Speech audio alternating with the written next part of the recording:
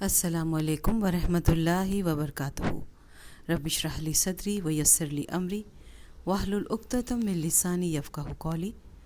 سورۃ النساء کی آیت 168، 169، 170 اور 171 کا ترجمہ اور تفسیر آیت نمبر 171 کی۔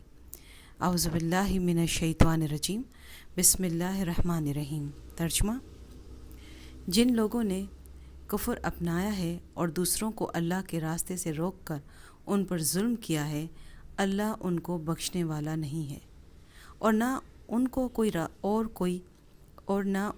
کوئی اور راستہ دکھانے والا ہے سوائے دوزخ کے راستے کے، جس میں وہ ہمیشہ ہمیشہ رہیں گے، اور یہ بات اللہ کے لیے بہت معمولی بات ہے۔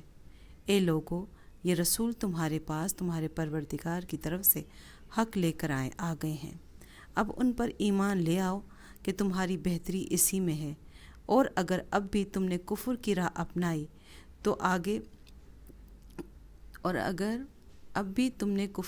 اپنائی تو خوب سمجھ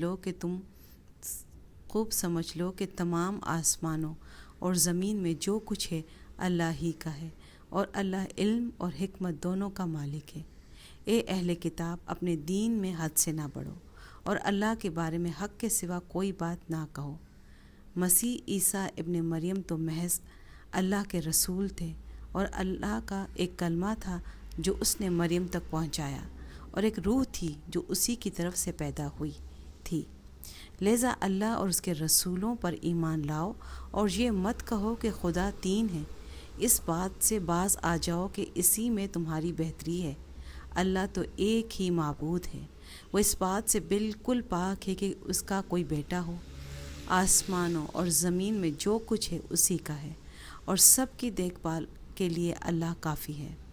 تفسیر: یہودیوں کے بعد ان آیات میں عیسائیوں کو تنبیہ کی گئی ہے۔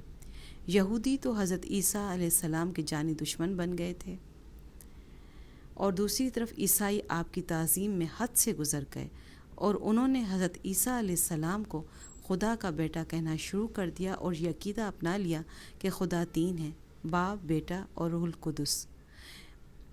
اس آیت میں دونوں کو حد سے گزرنے سے منع کیا گیا ہے، اور حضرت عیسیٰ علیہ السلام کے بارے میں وہ معتدل بات بتائی گئی ہے جو حقیقت کے عین مطابق ہے، یعنی وہ اللہ کے بندے اور اس کے رسول تھے، اور اللہ نے ان کو اپنے کلمہ کن سے باپ کے واسطے کے بغیر پیدا کیا تھا، اور ان کی روح براہ راست حضرت مریم علیہ السلام کے بطن میں بھیج دی تھی۔